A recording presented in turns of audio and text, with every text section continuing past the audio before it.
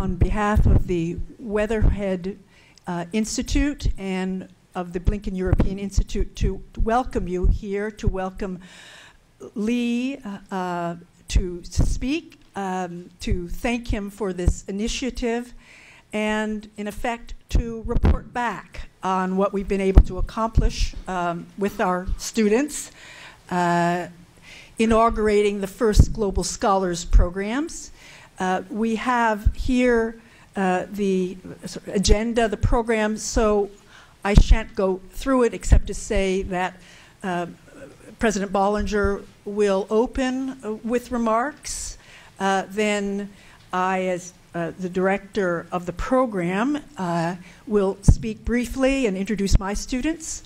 Then Madeline Zellen, who is the head of the Weatherhead Institute, will introduce her students and her colleague, Professor Barnett. And then Nick Dirks, our Vice President of Arts and Sciences, and Ken Pruitt, the former Vice President of the Global Initiatives, who helped launch this and has just been very, very wonderful in his inspiration, will add comments, and then we open it up for discussion and comment. So, Lee, thank you.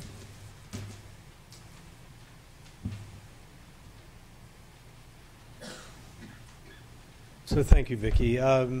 It's a really important moment for the university because this is the return of the pioneers who have gone out and, as global scholars, have really set a pattern for what we hope will be a much broader educational experience for students in the university. So I am, and I think we all are, really looking forward to hearing from the students.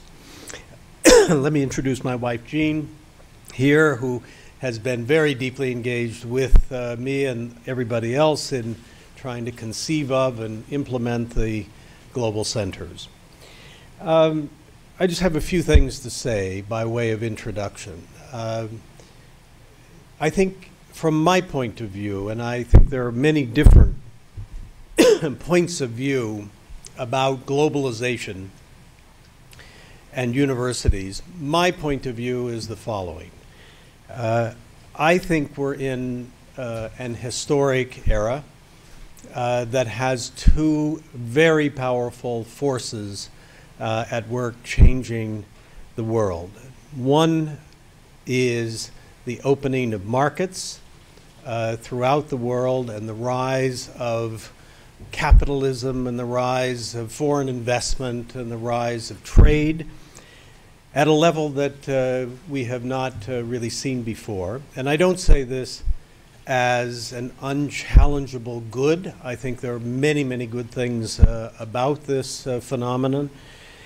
But I also think that there are many things, many issues that are raised by the forces of economics and investment, and I think it is the responsibility of universities to be following whatever the forces are, in this case economic, and to critique them, to evaluate them, to review them, and to recommend what needs to be done. I think you only have to look at the Great Recession and the need throughout the world for a greater sense of coherence in the way in which we approach what is happening in order to avoid what's happened. So the first force is economic. The second major development that is transforming the world is the invention of a new communications technology, the internet.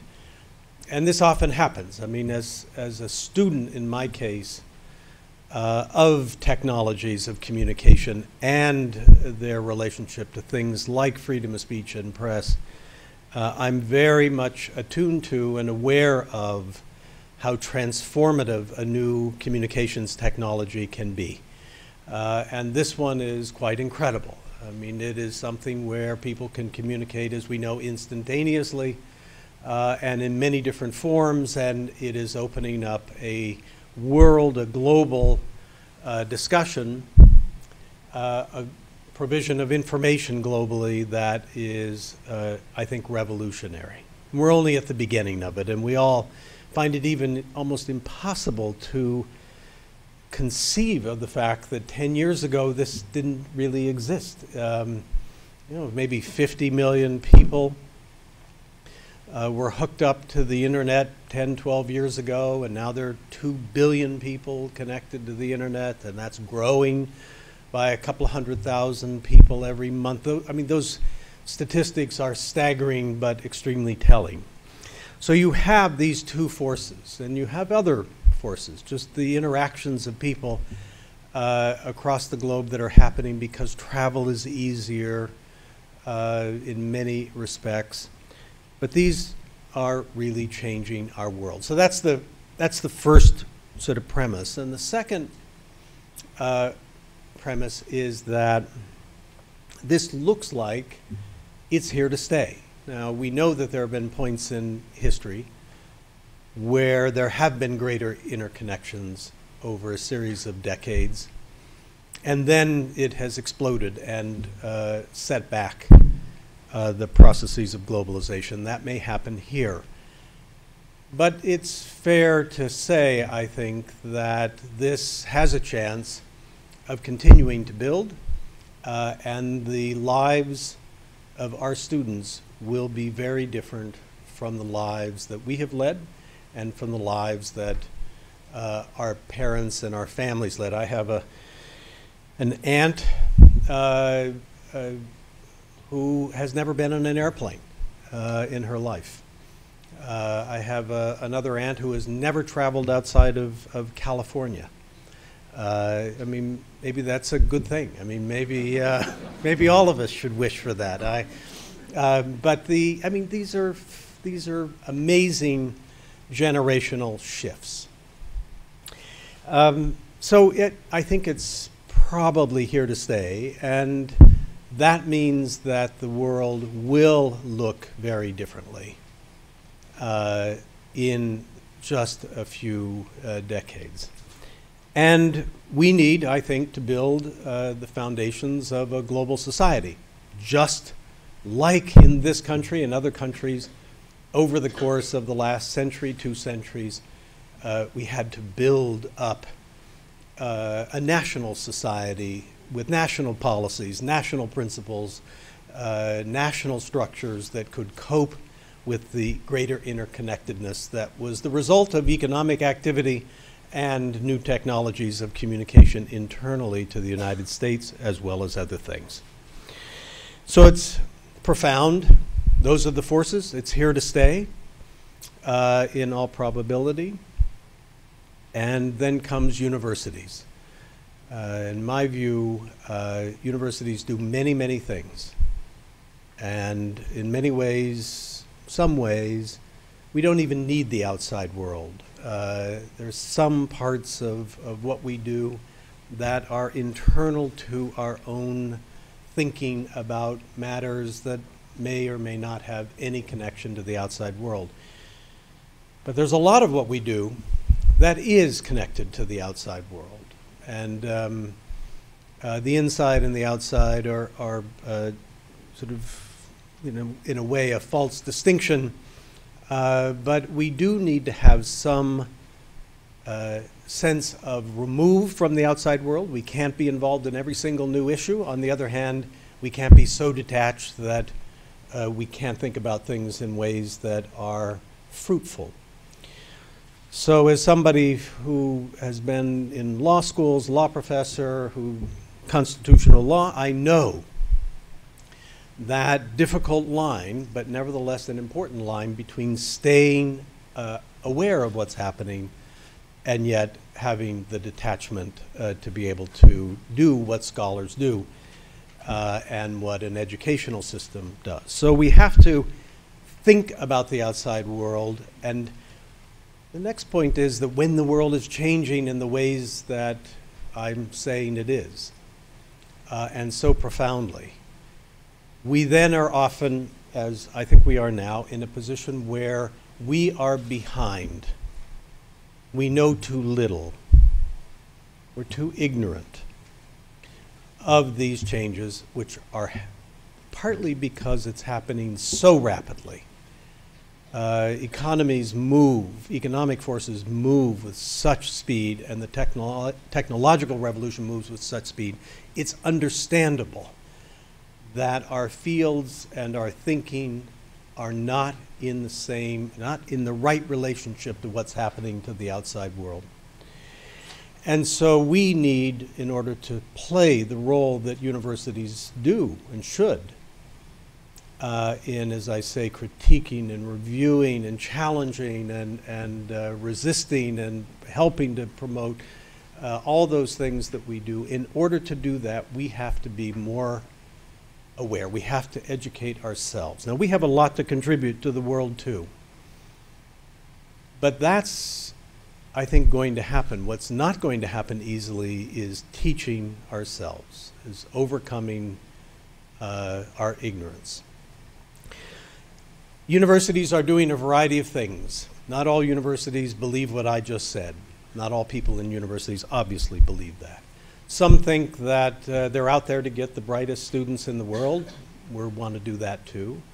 Other universities think they're out there to contribute to, they bring their expertise to the world. Of course, as I said, we want to do that too. Some are setting up branch campuses around the world. Some are forming greater networks with other institutions. Some are doing very little. The course we've taken is, as any great university, there are many fronts. We are already probably one of the most international global universities on the planet. Very, very distinguished scholars and teachers about the world, and that's great. But the world is now interconnected, and you can't understand one part without understanding another part. And so we both need to increase our awareness of what's happening in parts of the world and to understand the interconnectedness. So in order to do that, we need to be out there. We need to be explorers again. We need to understand that people can teach us things that we don't know and need to know in order to perform our responsibilities better. And all of that has led to a number of developments, which I will not rehearse, but one of them is the creation of the global centers. And we now have, for the first time, 8 up and running. Ken Pruitt has been the vice president in charge of helping to make that happen, and now Safwan Masri has taken over to do that. And we have our directors of our global centers here, of the 8. They are an incredible group of people, highly distinguished, great staff, very fine facilities, and we're ready to help and facilitate people within Columbia, students and faculty, to go out and to work with local institutions and world institutions on the problems that exist, both to make contributions and to increase our understanding of what is there. The global scholars are pioneers, as I said. We have many students who study abroad. But this is our first group of students who, with faculty, have gone out to using the centers to try to understand global issues. Cities, middle class, and others, and we'll hear about those today. When I met with the entering students, talked to the entering students just 3 weeks ago now, I said to them, this is now your university with places around the world ready to help you be a better educated person. And my view is you really cannot count yourself an educated person coming out of an undergraduate or graduate program unless you have actually been to these other countries, and been to China, been to India, been to Africa. And there's a kind of magic that happens when you just visit a place and work at a place.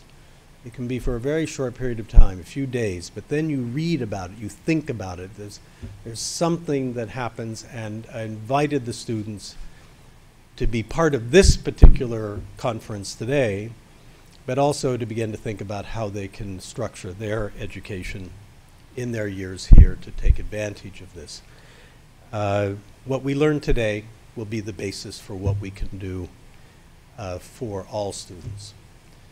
So I want to thank the Blinken, Weatherhead, and the Weatherhead Institutes, the faculty, and especially the students for helping us get to this point. Thank you.